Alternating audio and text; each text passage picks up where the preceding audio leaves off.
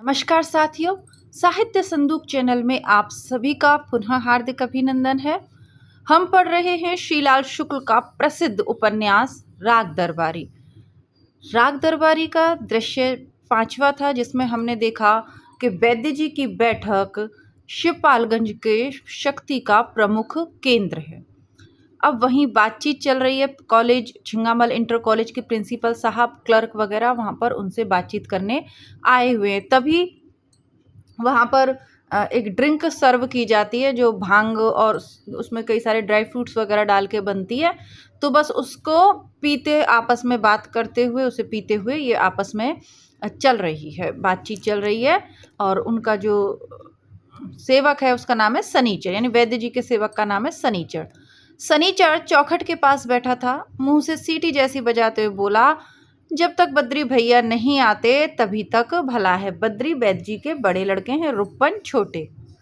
Principal साहब भंग पीकर अब तक भूल चुके थे कि आराम हराम है। एक बड़ा सा तकिया अपनी ओर खींचकर वे इत्मीनान से बैठ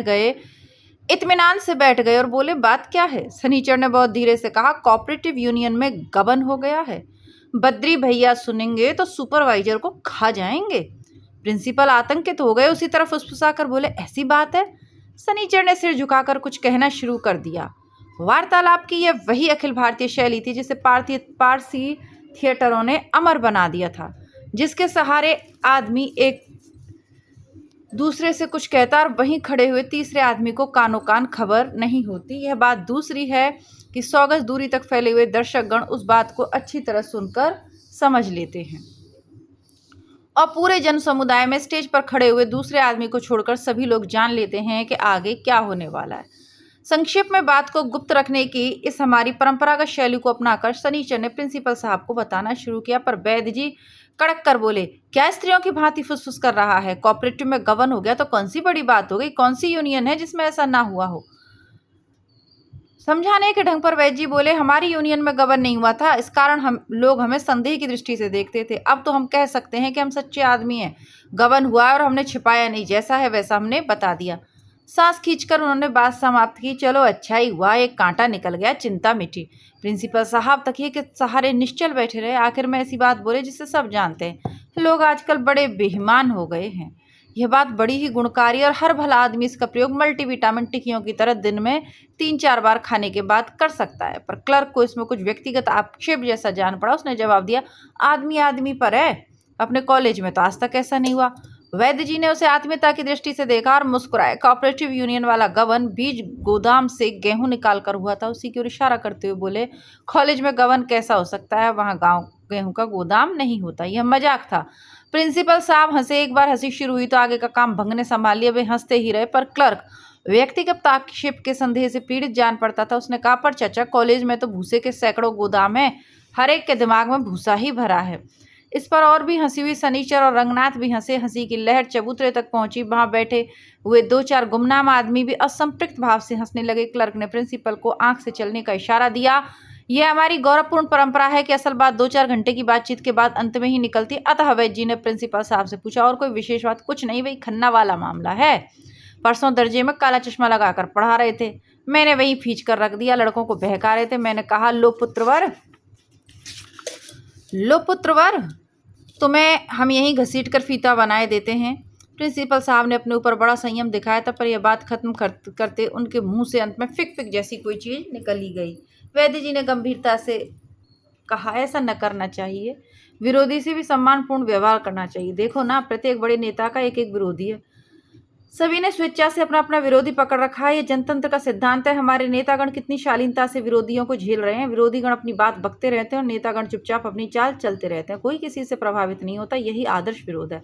आपको भी यही रुख अपनाना चाहिए। क्लर्क पर राजनीति के इन मौलिक सिद्धांतों का कोई असर नहीं हुआ। वे बोला, इससे कुछ नहीं होता चचा। खन्ना मास्टर को मैं जानता हूँ, इतिहास में एमए है, पर उन्हें अपने बाप तक का नाम नहीं मालूम। सिर्फ पार्टी बंदी के उस्ताद हैं। अपने घर पर लड़कों को बुला बुला कर जुआ सिखाते हैं, खिलाते हैं।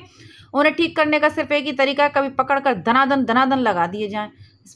इस बात ने वैद्य जी को और भी गंभीर बना दिया, पर और लोग उत्साहित हो उठे। बात जूता मारने की पद्धति और परंपरा पर आ गई। सनीचर ने चेक कर कहा कि जब खन्ना पर धनादन पड़ने लगे तो हमें भी बताना। बहुत दिन से हमने किसी को जुतियाया नहीं है।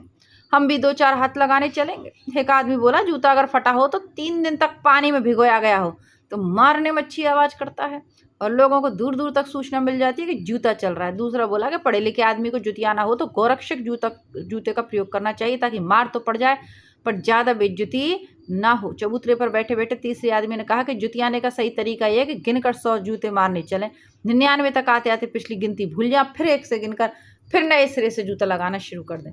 चौथे आदमी ने इसका अनुमोदन करते हुए कहा, सचमुच जुतियाने का यही एक तरीका, इसलिए मैंने भी तो 100 तक गिनती याद करनी शुरू कर दी है। इसी के साथ ये वाली सभा यहाँ समाप्त हो जाती है। अब देखेंगे दृश्य नंबर 6। शहर से देहात को जाने वाली सड़क पर एक साइकिल रिक्शा चला जा रहा था। रिक्शा वाला रंगीन बनियान, हाफ पैंट, लंबे बाल, दुबले पतले जिस्म वाला नौजवान था। उसका पसीने से लथपथ चेहरा देखकर वेदना की फोटोग्राफ नहीं बल्कि वेदना का कार्टून आंख के आगे आ जाता था। रिक्शे पर अपनी दोनों जांघों पर हाथ की मुट्ठियां जमाए हुए बद्री पहलवान बैठे थे। रिक्शे पर उनके पैरों के पास एक संदूक रखा था। दोनों पैर संदूक के सिरों पर जमा कर स्थापित कर दिए गए थे। इस तरह पैर टूटकर रिक्शे के नीचे भले ही गिर जाए, संदूक के नीचे गिरने का कोई खतरा न था। संध्या का बेमतलब सुहावना समय था। पहलवान का गांव अभी 3 मील दूर होगा। उन्होंने शेर की तरह मुंह खोलकर जमाई लिया और उसी लपेट में कहा, इस साल फसल कमजोर हो रही है। रिक्शा वाला कृषि विज्ञान और अर्थशास्त्र पर गोष्ठी करने के मूड में न था। वह चुपचाप रिक्शा चलाता रहा। पहलवान ने पूछा, किस जिले के हो? तुम्हारे उधर फसल का क्या हाल है? रिक्शे वाले ने सिर को पीछे नहीं मोड़ा। आंख पर आती हुई बालों की लट को गर्दन की लोचदार झटक के साथ मत्थे के ऊपर फेंक कर उसने कहा, फसल देहाती नहीं है ठाकुर साहब, खास शहर के रहने वाले हैं। इसके बाद वह कूले मटका मटका कर जोर से रिक्शा चलाने लगा। आगे जाने वाले दूसरे रिक्शे को देखकर उसने घंटी बजाई। पहलवान ने दूसरी जमाईली फसल की और फिर से ताकना शुरू कर दिया। रिक्शे वाला सवारी की बेरुखी देखकर उलझन में पड़ गया। रंग जमाने के लिए उसने आगे वाले रिक्शे वाले को ललकारा, बे बांगड़ू चल बाई तरफ। आगे का रिक्शा वाला बाई तरफ हो लिया। पहलवान का रिक्शा उसके पास से आगे निकल गया। निकलते निकलते इस रिक्शे वाले ने बाई ओर के रिक्शे वाले से पूछा, क्यों, गोंडा का रहने वाला है या बहराइच का? वह रिक्शा वाला एक आदमी को कुछ गठरी और एक गठरी नुमा बीवी के साथ लाद कर धीरे धीरे चल रहा था। इस भाईचारे से खुश होकर बोला, गोंडा में रहते हैं भैया। शहरी रिक्शे वाले ने मुंह से सिनेमा वाली सीटी बजाकर आंखें फैलाकर कहा, वही तो। पहलवान ने इसे भी अनसुना कर दिया। सांस खींचकर कहा, जरा स्पीड बढ़ाए रहो मास्टर। रिक्शा वाला सीट पर उचक उचक कर रफ्तार बढ़ाने और साथ ही भाषण देने लगा, ये गोंडा बहराइच और इधर उधर के रिक्शे वाले आकर यहाँ का चलन बिगाड़ते हैं। दाएं बाएं की तमीज नहीं, इनसे ज़्यादा समझदार तो भूसा गाड़ियों के बैल होते हैं, बिल्कुल हूंस हैं। अंग्रेजी बाजारों में बिरहा गाते निकलते हैं। मोची तक को रिक्शे पर बैठाकर उसे हुजूर सरकार कहते हैं। कोई पूछ दे कि माल एवेन्यू का फ्रैम्पटन स्क्वायर चलो तो दांत निकाल देते हैं। इनके बाप ने भी इन जगहों का नाम सुना हो तो। पहलवान ने सिर गलत, ठीक कहते हो मास्टर, उधर वाले बड़े दलिद्दर होते हैं, सत्तू खाते हैं और चना चबाकर रिक्शा चलाते हैं। 4 साल में बीमारी घेर ले तो घिघियाने लगते हैं। रिक्शे वाले ने हिकारत से कहा, चमड़ी चली जाए पर दमड़ी ना जाए, बड़े मक्खी चूस होते हैं। 5 साल लू में एक साला रिक्शा चलाते चलाते सड़क पर ही टैम बोल गया। देह पर बनियान न थी पर टेंट से 22 रुपया निकले। पहलवान ने सिर हिलाकर कहा, लू बड़ी खराब चीज़ होती है, जब चल रही होती है तो घर से निकलना ना चाहिए, खा पी कर दरवाजा बंद करके पड़े रहना चाहिए। बात बड़ी मौलिक थी। रिक्शे वाले ने रेकड़ी से कहा, मैं तो यही करता हूँ, गर्मियों में बस शाम को सनीमी के टाइम गाड़ी निकालता हूँ। पर ये साले देहाती रिक्शा वाले इनकी ना पूछे ठाकुर साहब, साले जान पर खेल जाते हैं। चवन्नी के पूछे मुंह से फैनो गिराते हुए दोपहर को भी मीलों चक्कर काटते हैं। एक का घोड़ा भी उस वक्त पेड़ का साया नहीं छोड़ता। पर ये साले मारे हिकारत के रिक्शे वाले का मुंह थूक से भर गया, गला रुंध गया। उसने थूक कर बात कम की। साले जरा सा गर्म हवा लगते ही सड़क पर लेट जाते हैं। पहलवान की दिलचस्पी इस बातचीत में खत्म हो गई थी। चुप रहे रिक्शा वाले ने रिक्शा धीमा किया, बोले, सिगरेट पी ली जाए। पहलवान उतर पड़े, रिक्शे पर जोर देकर एक और खड़े हो गए। रिक्शे वाले ने सिगरेट सुलगा ली। कुछ देर चुपचाप सिगरेट पीता रहा, फिर मुंह से धुएं के गोल गोल छल्ले छोड़कर बोला, उधर की देहाती रिक्शे वाले दिन रात बीड़ी फूंक फूंक कर दांत खराब करते रहते हैं। अब तक पीछे का रिक्शे वाला भी आ गया। फटी धोती और नंगा बदन पे कांक कांक कर रिक्शा खींच रहा था। शहरी रिक्शे वाले को देखकर भाईचारे के साथ बोला, भैया तुम भी गोंडा के हो क्या? सिगरेट फूंकते हुए रिक्शे वाले नाक से उड़कर, अबे परे हट, क्या बकता है। वह रिक्शे वाला खिर खिर करता हुआ आगे निकल गया। आज के भावुकतापूर्ण कथाकारों ने न जाने किससे सीख कर बार बार कहा है कि दुख मनुष्य को मांझता है। और ये किसने कहा है? आप बताएं, ये किसने कहा है दुख मनुष्य को मांझता है? ये कहा है अज्ञेय ने। ठीक है, बात कुल इतनी नहीं है। सच तो यह कि दुख मनुष्य को पहले खींचता है, फिर खींच कर निचोड़ता है, फिर निचोड़कर उसके चेहरे को गुग्गू जैसा बनाकर उस पर 2-4 काली सफ़ेद लकीरें खींचता है, फिर उसे सड़क के लंबे लंबे डगों से टहलने के लिए छोड़ देता है। दुख इंसान के साथ यही करता है और उसने गोंडा के रिक्शे वाले के साथ भी यही किया था। पर शहरी रिक्शे वाले पर इसका कोई असर नहीं हुआ। सिगरेट फेंक कर उसकी ओर बिना कोई ध्यान दिए उसने अपना रिक्शा तेजी से आगे बढ़ाया। दूसरा भाषण शुरू हुआ।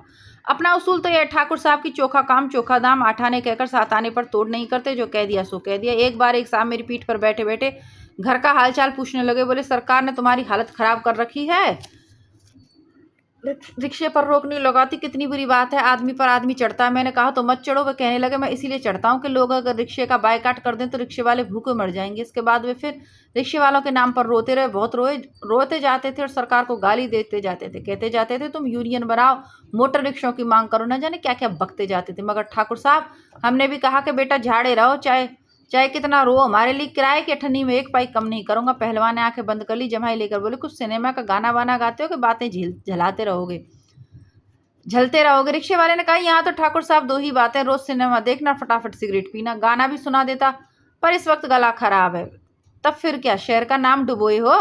रिक्शा वाले सम्मान की शालीनता के साथ हजम कर गया। फिर सोच समझ कर धीरे से लारी लप्पा की धुन निकालनी शुरू की।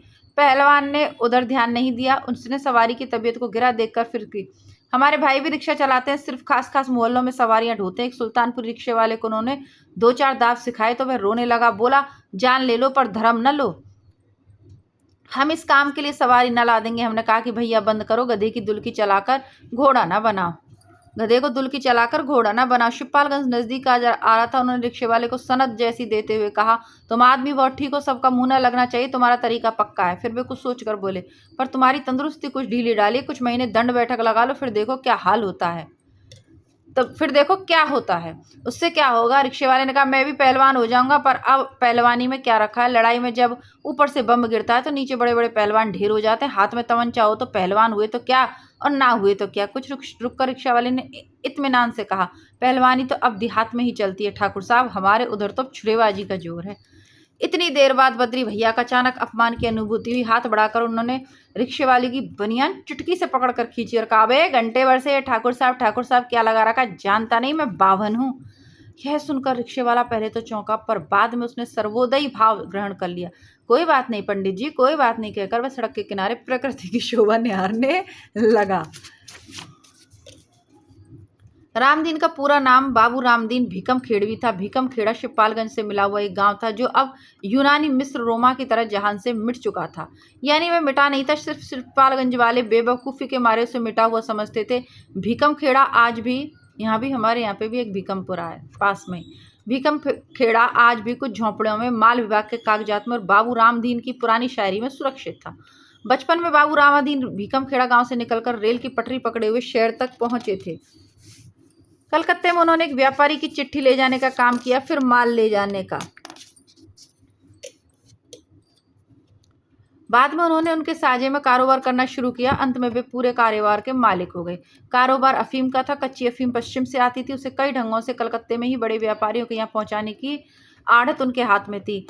वहाँ से देश के बाहर भेजने का काम वे भी हाथ में ले सकते थे, पर वे महत्वाकांक्षी नहीं थे। अपनी आड़त का काम वे चुपचाप करते। बचे समय में पश्चिम के जिलों से आने वाले लोगों की सोबत कर लेते थे। वहाँ वे अपने क्षेत्र के आदमियों में काफ़ी मशहूर थे। लोग उनकी अशिक्षा की तारीफ करते थे और उनका नाम लेकर समझाने की कोशिश करते थे कि अकबर आदि अशिक्षित बादशाहों ने किस खूबी से हुकूमत चलाई होगी। अफीम के कारोबार में अच्छा पैसा आता था और दूसरे व्यापारियों से इससे ज़्यादा स्पर्धा भी नहीं रखनी पड़ती थी। इस व्यापार में सिर्फ एक छोटी सी खराबी यही थी कि यह कानून के खिलाफ पड़ता था। ये छोटी बात है, सोचिए आप, जिसका जिक्र आने पर बाबू रामादीन अपने दोस्तों से कहते थे, इस बारे में मैं क्या कर सकता हूँ, कानून मुझसे पूछ कर तो बनाया नहीं गया था, है ना, वरना तो फिर अफीम को अच्छी बात ही बता देते। खैर, आप सभी लोगों की जानकारी के लिए, जितने भी आप लोग इसको देख रहे हैं अभी तक, चैनल की प्लेलिस्ट चेक करिएगा। प्लेलिस्ट में आप सभी के लिए और भी बेहतरीन सामग्री उपलब्ध है। साथ ही साथ प्रतियोगी परीक्षाओं की तैयारी हेतु जो हमारा चैनल है हिंदी नेटशाला, उसकी प्लेलिस्ट चेक करिए। आपका नया सिलेबस आया हुआ हो, पुराना सिलेबस हो, जो भी सिलेबस हो, किसी भी राज्य से आप तैयारी कर रहे हो, बीए से लेके शिक्षक भर्ती, नेट, असिस्टेंट प्रोफेसर, सभी के सिलेबस के अनुसार प्लेलिस्ट बनी हुई है। विषय सामग्री उसमें उपलब्ध है। कविता, नाटक, कहानियाँ और आधुनिक काल की कविताएँ, सब कुछ उपलब्ध है। निबंध वगैरह आप उसमें से देख सकते हैं। उपन्यास भी हैं, अभी तो 3 ही हैं उस पर, क्योंकि ये राग दरबारी तो हम इस चैनल पे पढ़ रहे हैं। इसके अलावा आपको मैला आंचल, गोदान या आपका बंटी आपके सिलेबस में लगा हो तो आप हिंदी नेटशाला चैनल चेक करिएगा। इसके अलावा इस पे हमने महाभोज पढ़ा है और अभी ये हमारा राग दरबारी चल रहा है, यानी कि आप जब तक प्लेलिस्ट चेक करेंगे और बहुत सारे मैं इसमें करवा चुकी होंगी। तो आप नियमित रहें और अपने जो भी लोग हिंदी की किताबों को पढ़ने लिखने का शौक़ रखते हैं तो उनको ये वीडियोस ज़रूर शेयर करें। नया चैनल है तो आपके सहयोग बिना तो कैसे आगे बढ़ेगा, तो प्लीज़ वीडियो को लाइक शेयर ज़रूर करें। जो भी लोग चैनल को सब्सक्राइब करना भूल गए हो कृपया करके सब्सक्राइब ज़रूर कर लें। अब देखते हैं अफ़ीम जैसी छोटी बात के बारे में क्या कहते हैं वो, कि मुझसे पूछकर तो कानून बनाया नहीं गया। जब बाबू रामाधीन अफ़ीम कानून के अंतर्गत गिरफ्तार होकर मजिस्ट्रेट के सामने पेश हुए तो वहाँ भी उन्होंने यही रवैया अपनाया। उन्होंने अंग्रेजी कानून की निंदा करते हुए महात्मा गांधी का हवाला दिया और ये बताने की कोशिश की कि विदेशी कानून मनमाने ढंग से बनाए गए और हर एक छोटी बात को जुर्म का नाम दे दिया गया। उन्होंने कहा, जनाब, अफ़ीम एक पौधे से पैदा होती है, पौधा उगता है तो उसमें खूबसूरत से सफ़ेद फूल निकलते हैं, अंग्रेजी में उसे पॉपी कहते हैं।